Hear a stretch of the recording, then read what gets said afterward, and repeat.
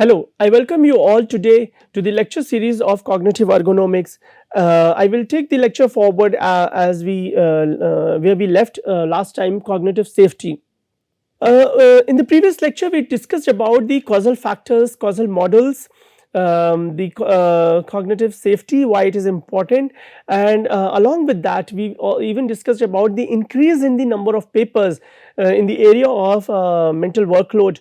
Mental workload didn't increase drastically last few years, but one thing is very clear to us, that the physical ergonomics which is putting a lot of emphasis towards the musculoskeletal disorders, there is a concern that these disorders, not only this contact stress, do not only affect the physical stature of the body, but in a long run these stress can become clinical in nature and directly or indirectly affects the cognition of a person or an employee. And that is why according to International Labour Organization, the cognitive safety is of prime concern.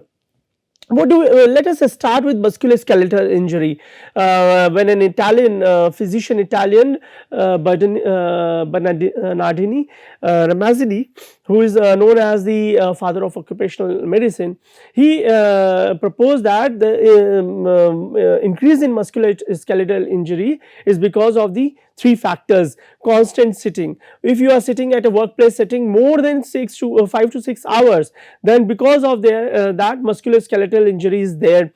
And in the modern world, we have seen that a lot of such disorders are being reported, and that is why people have started to propose that maybe a standing position or a sitting position, but regulation in the sitting position may be overcome. With this, we may overcome the musculoskeletal injury.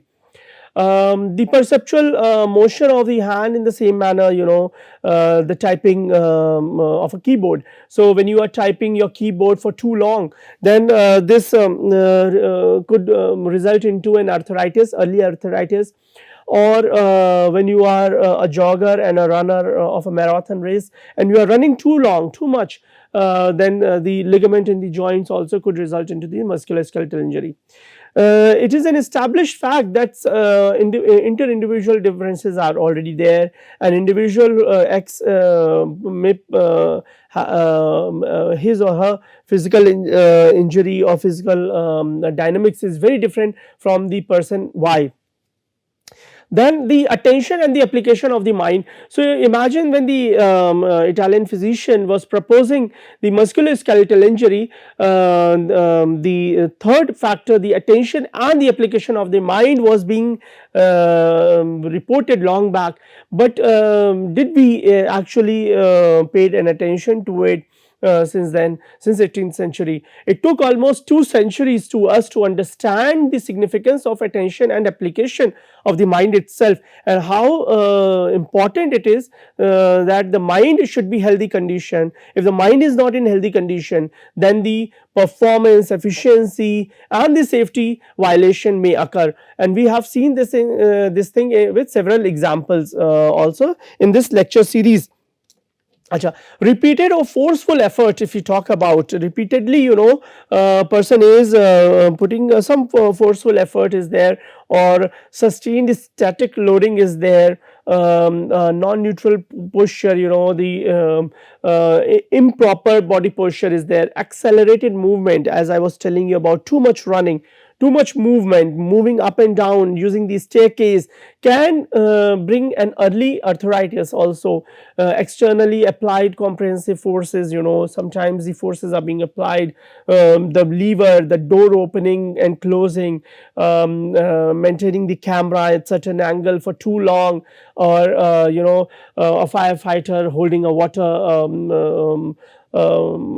pipe for too long. That all these things, all these different workplace settings actually contributes towards the musculoskeletal injury, and this slowly and gradually affects the body posture in the long run. what we have seen that the working condition in recent years has been very challenging for us, especially if you talk about the post COVID 19. The working condition has changed. Long seatings in front of the computers, having virtual interaction, and many a time, too much using the headphones can not only compromise the hearing ability, but also staring on the visual screen for too long can also compromises your visual interaction with the external world. Those individuals who are having photosensitive problem, those individuals have faced in recent year a lot of challenges in this regard. The working condition, if you are talking about visual, muscular, psychological disturbance, as I was telling you about photosensitive problem, so eye strain, headache, fatigueness, such as chronic back, neck, shoulder pain, cumulative trauma disorders. And many organizations actually in recent past, when the post COVID started, they proposed the work from home environment, and many organizations they encourage this culture, work from home, so that an individual doesn't have to leave a workplace setting. But that resulted and challenged the individuals. Not only the cognitive challenges were there, physical challenges were there, but cognitive challenges also emerged out. It was also a psychological problem, how to distinguish the workplace setting from the professional setting. The same professional space, personal space has become a professional space, and the professional space was becoming the personal space. There were a lot of challenges here and there which individual was finding. There were no defined working hours were there. Individuals tried to work day and night at at the workplace setting. But what we have seen that these different working conditions, if you see, has resulted into a lot of physical challenges, and in a long run such distress, such contact distress actually has resulted into the psychological anxiety, depression easily. And post COVID, more or less individuals, many individuals reported the mental health issues and mental health problem, and that is why cognitive safety becomes an important concern for us, because the post COVID situation has resulted into many challenges, physical as well as the mental challenges.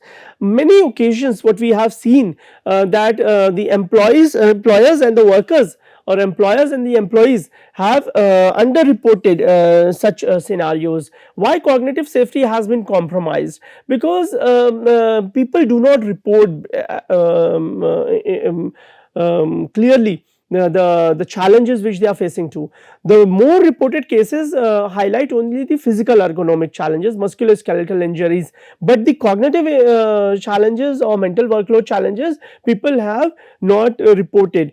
There could be a number of reasons. Sometimes the people feel that the nature, the task or the work which has been given to them, they are not able to perform better. And also during the COVID, when the people were losing the jobs, people realized that if I report too much mental load or workload or cognitive load is there based on the task demand, then I may be fired as well. So the safety towards a job has actually compromised the cognitive safety of an individual, and which has resulted into the stress, and which has resulted into the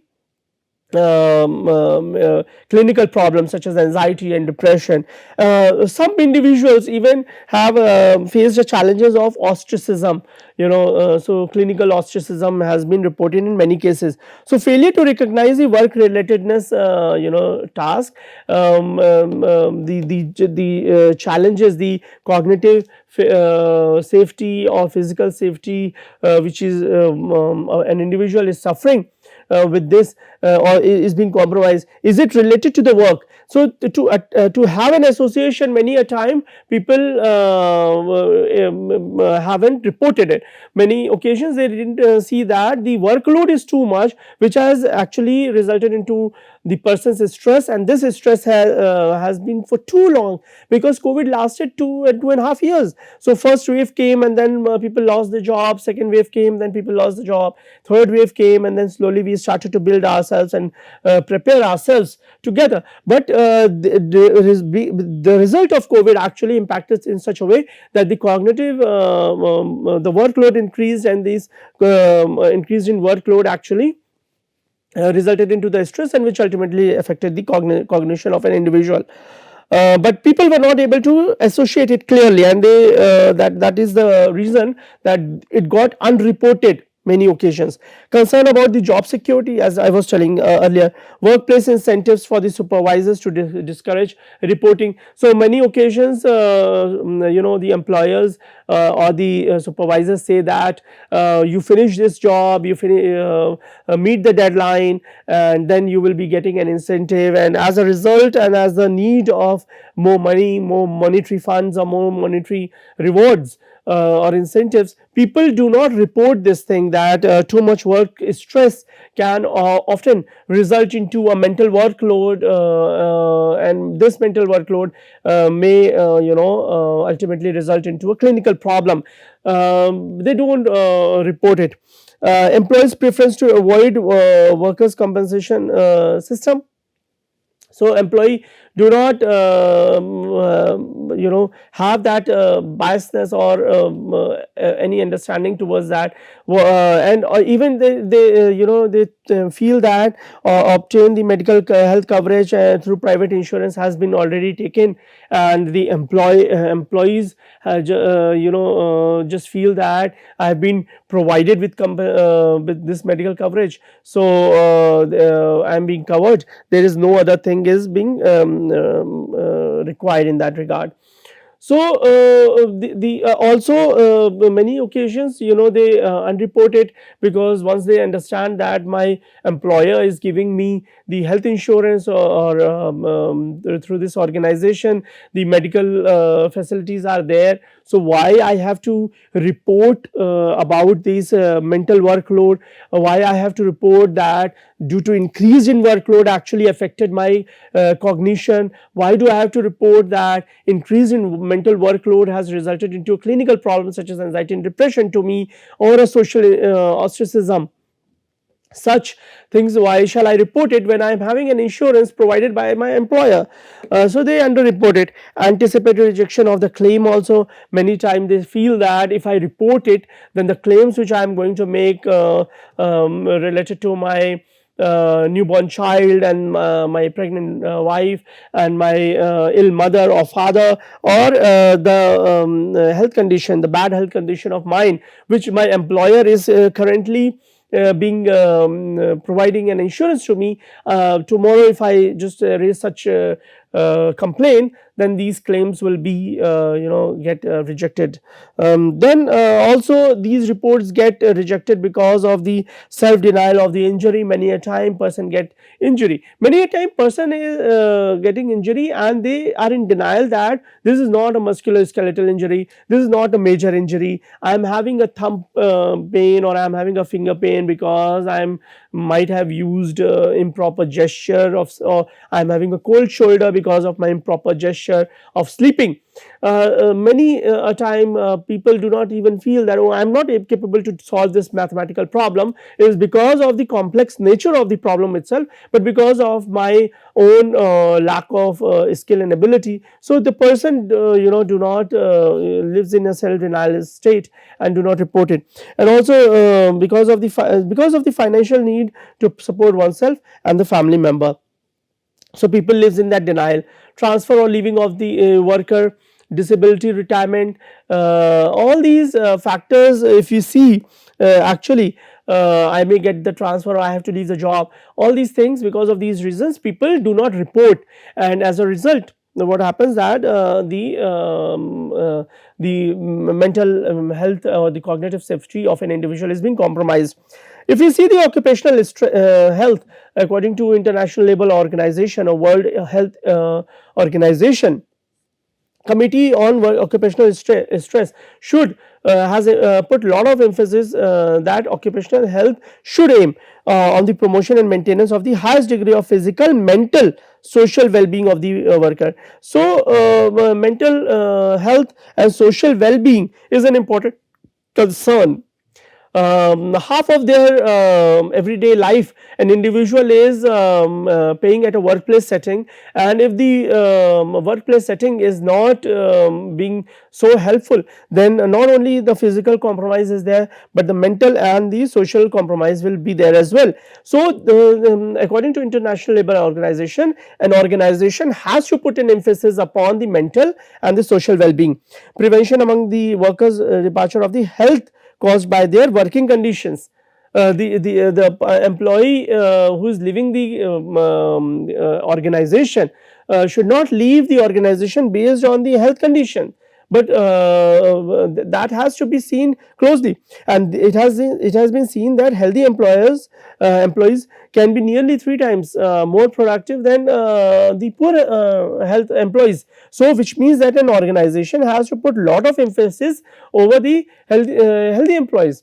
If and healthy employees does not mean that only the physical health should be in a good condition. A person is in depressive condition may compromise the system, a machine system, and also the fellow colleagues. So the mental condition is also equally very important, and the social well-being. The protection of the workers in also risks resulting from various factors such as the adverse health, placing maintenance of worker in the occupational health environment, psychological condition, physiological conditions, and also the adaptation to the work. Some works people take more time to adapt than the other nature of the work. So the people should be provided enough time to adapt the nature of the work. What we have seen in workplace setting is that when the employee joins, then from day one he or she is being provided with lot of work. As a result, the physical, not only physical workload is affecting the physical system, but the mental and the social system is also being compromised. So we have to see the occupational health which International Labour Organization has proposed, and how these health hazards are there for the employers.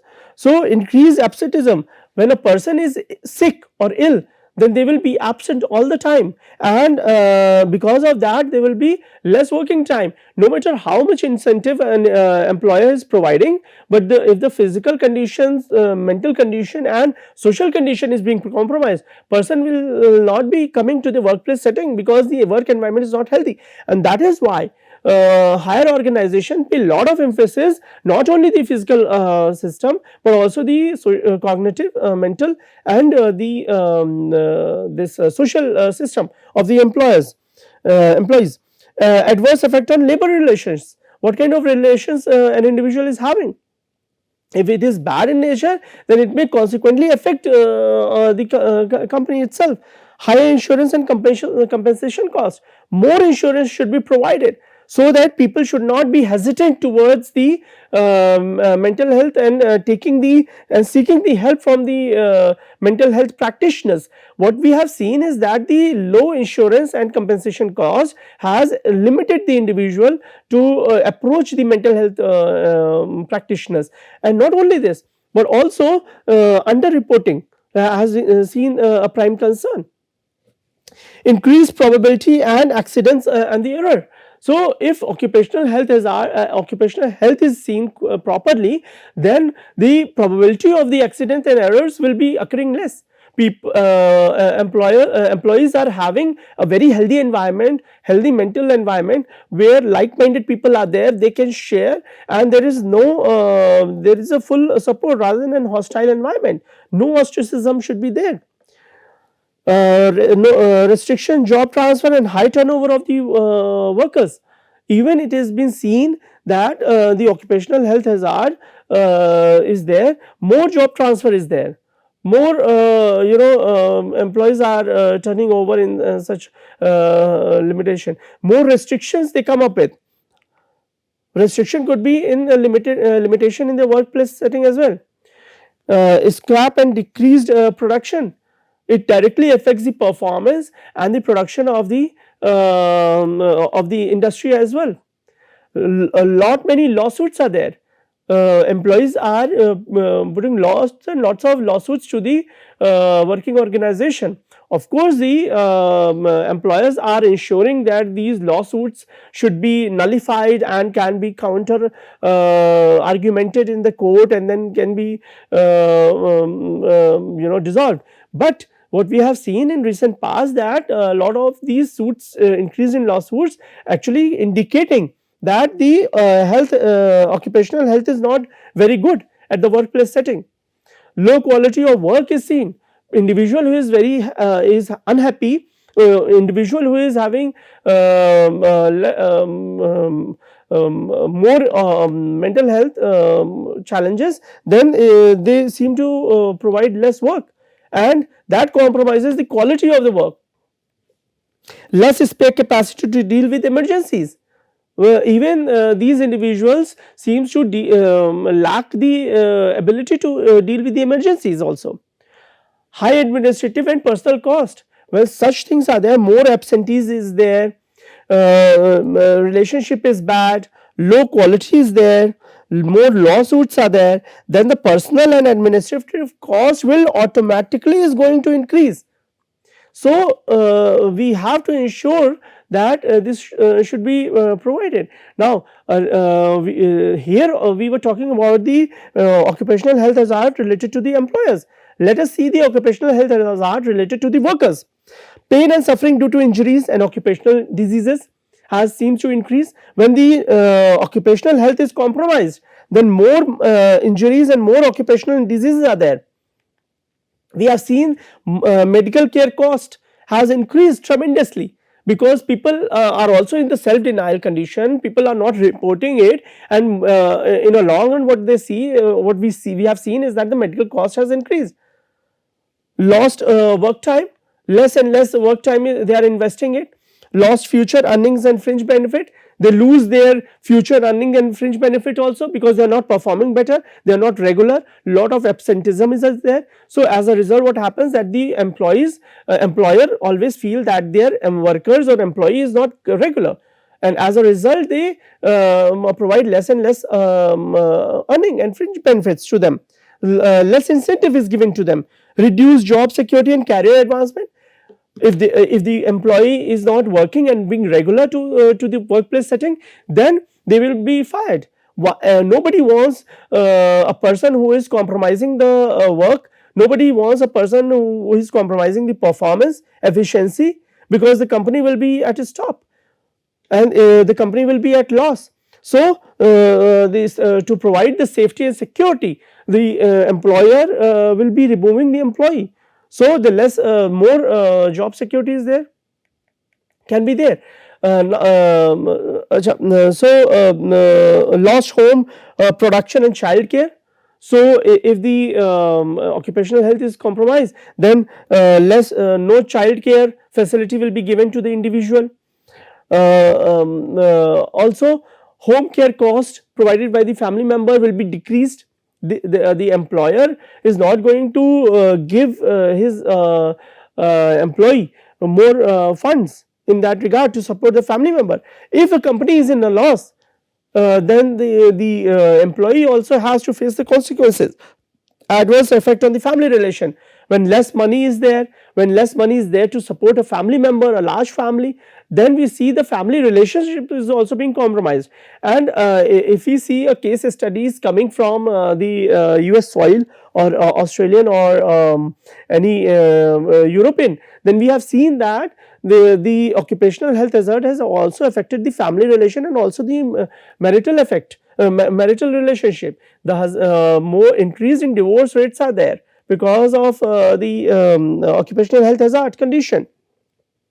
Lost sense of self-worth and identity. When family relation is compromised, when low cost is there, when medical cost is gone, when a lot of suffering, physical and mental challenges are there, then the person is going to seems to have less self-worth and identity. Adverse effect has also been seen in the society and community relationship. If an individual is not working too hard, if an individual is compromising his family relation, then the society also sees that, society also documents that, and very soon society understands that an individual is not doing justice to his family or to his workplace. So there is no need for such an individual to be part of the society, and slowly and gradually they withdraw themselves. As a result, person is not only being ostracized at the workplace setting, but in his or her local community. Adverse effect on recreational activity is also seen. When such individual is there, relationship is being compromised, workplace performance efficiency is being compromised, job security is being compromised, then individuals slowly and gradually seems to have less and less recreational activities. And if we see all these things are the result of the human cognition itself, and ultimately these are the outcome of the cognitive, and that is why cognitive safety is an important concern. The consciousness of an individual, the attention of a system. So how can we come up with the safety measures? If you see, why should we have a safety measure? Because it is an indicator. It indicates a person is having a mental effort, mental cognitive load or not, and high cognitive mental load is there, or low cognitive load is there.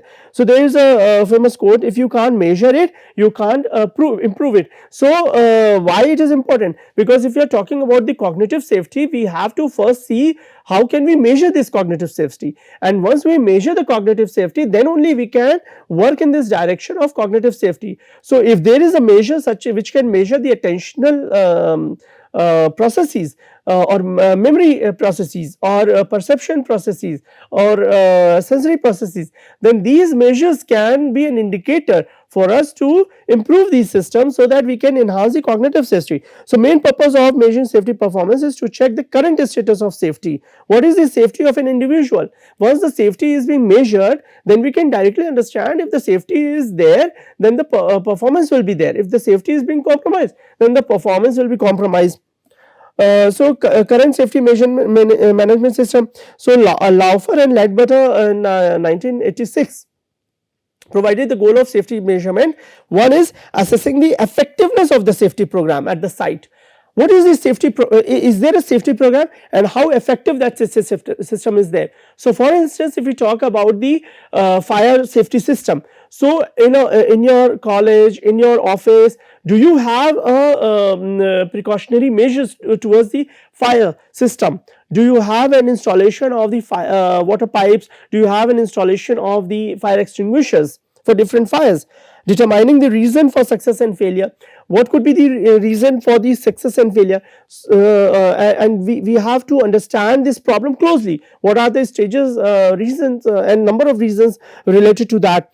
Identifying the location of the problem as well as the level of remedial effect. So the location of the problem, what could be the sensitive area? So if the staircase is there, if the staircase can hold 2 to 3 people together when they are going down, or if staircase is so narrow that only one person can go down and one person can come up, then it is compromising the safety. So such parameters, such insight is required, and if we see closely all these parameters, safety measurement, then we have to understand the cognitive task analysis basically. So these cognitive task analysis has been is not something new which I am talking about. In the year of 1960s or 70s, it started to emerge out that the task analysis is something very simple in nature, but cognitive task analysis is important because it can provide an insight how a person is thinking about it, what is the underlying cause about it, can it be avoided, what is the weak area, what is the strong area,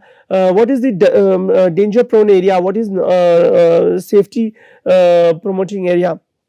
And that is why such things in recent past has increased tremendously. So there are two types of safety indicators: leading parameters and lagging parameters. These indicators, if we talk about closely, then in the domains such as the industry and academia. So let us first talk about the lagging safety measurement. Construction industry has measured the safety program. So they have to come up with the safety performance measures, what is required, what is not required, such as recordable injury injury rate and fatality rate, what is the rate of injury and death rate, and if that can be measured, lesser the injury rate is, lesser the fatality rate is, which means the safety measures are there, and from time to time it has to be regularly checked upon. Lagging indicator data also after the fact failures. So when the failure has occurred, when the error has occurred, then after that such record should be maintained. What are the parameters and are there which or the measures are there which one could take to avoid such incidents in the near future. The absence of the safety rather than the presence of the safety. It is more important for us to understand the absence of safety parameters, not the presence of the safety parameters. Any organization makes ensure the environment should be more safety, so they provide with some safety measure factors. However, it is important for us to understand which parameters are missing from the workplace setting, and that we have to provide. So that is why we have seen that in last 5-6 decades people put lot of emphasis upon the physical safety, but none of them, none of the organization were paying more attention towards the cognitive safety or mental safety and the social well-being safety, and that is what we were absent from the workplace setting, and that is what we are trying to understand and add in the new system. Sometimes injury rates have been related to other things such as reward system. People is providing too much reward, like a truck driver. So truck driver has to being provided a reward if he reaches to the destination point in 12 hours. However, the person cannot drive for 12 hours without a break. So person is consuming some substances so that they can drive the truck for too long, but that ultimately has a side effect and may may compromise this physical system and cognitive system, which may result into road accidents. And this is what we have seen, incentives, bonuses which is being provided, that actually seems to have increased the injury rate in the individual injury performance appraisal. So these rewards can lead to reverse the incentives rate. As we talked about the lagging factor, let us talk about the leading factors. Leading indicator identifies the failing or the holes in the vital aspects. So when we are talking about this thing, risk control system and the routine checks, critical activity on the risk control system. So this we have seen in a nursing staff. The nurse in regular interval of time, in every 30 minutes, in every 1 hour, comes and checks the patient, and then she maintains the record so that next morning when the doctor arrives, then she can give, if there is any abnormality comes in the report, then the doctors take a precautionary measures accordingly. So such things have been seen at the medical system. There are many advantages towards it. One advantage is that leading indicator provide a measurement how well the organization is performing in terms of safety. So the bigger the organization is, established the organization is, they have ensured that leading indicators should be there, which should be properly installed, and so that they can measure the safety of their workplace setting, and it indicates this model is safe and robust, and the similar model they try to implement in their future organization. It could give a proper feedback to the safety management and improvement any accident happen in near future. So that model can be implemented in future. Leading indicators are built based on the literature and studies of the direct cause of the incidents, which means based on the prior studies. So like earlier I was showing you in earlier lecture I was showing you about the increase in the mental workload study. So increase in mental workload study has actually given us an insight that if the human error is occurring or human error is happening, is because of so and so factors. These are the causal factors. The factors which are missing is the social factors and the mental factors, which in last 1 or 2 decades we have noticed that increased in literature, scientific literature and studies are there. Based on these literature and findings, the leading organizations try to incorporate these factors so that one could avoid. Let me conclude this lecture, the final lecture of cognitive ergonomics, with this cartoon. on your screen that increase in as I said, absenteeism, accidents and error, presentism, productivity, all these factors have been seen to play a direct role in the occupational health, and these are also indicators of the safety parameters. So what we studied in this lecture, that the increase in musculoskeletal injury itself has resulted into the cognitive workload, and also the social workload.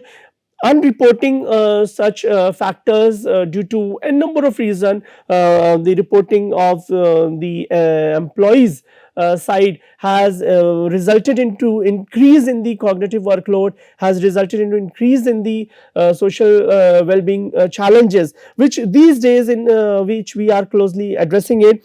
So increase in the occupational health is of a prime concern, as listed by the International Labour Organization and World Health Organization, that occupational health need to be important, and not only the physical system but the cognitive system and social well-being system should be a part of it. In this course, our more emphasis upon the cognition, so I would request the listeners to pay more attention towards the cognitive system rather than the social system. Maybe in the future lecture we may come up with the social ergonomics, and then we may talk about the social well-being parameters related to the ergonomics. But here the listeners have to pay more attention with respect to the cognitive system, how the attentional system, memory system, perceptual system, decision making, language are contributing in an individual's occupational health. Occupational health hazard, we discussed about the two sides of the two sides of the coin. One, the occupational health hazard of the employers, and then the occupational hazard of the employees. So increase in health hazardous condition actually lowers the company's cost, compromises the performance and efficiency and safety. Similarly, the same thing, performance, efficiency and safety of the employees also being compromised if he or she is not paying attention to its occupational health. Safety performance measure is an important indicator, and it should be there because it indicates to what rate and level and threshold the safety is being provided to the individual, and lagging factors and leading factors are paying more are an important crucial factor in this regard. So these parameters have played an important role in the cognitive ergonomics, and once the cognitive safety is being met, once an individual understands the cognitive safety, once an individual understands the mental workload, once an individual understands the consequences of the increased mental workload, then he or she may protect himself from the occupational health hazard, and once he or she can protect from the occupational health hazard, then the performance, efficiency and satisfaction will be met. Hence, as a result, the ergonomics will be better, and particularly the cognitive ergonomics of an individual will be better. So this is an important just in summary of this today's lecture, and with this I will rest my course and wish you luck for your future endeavors. Thank you.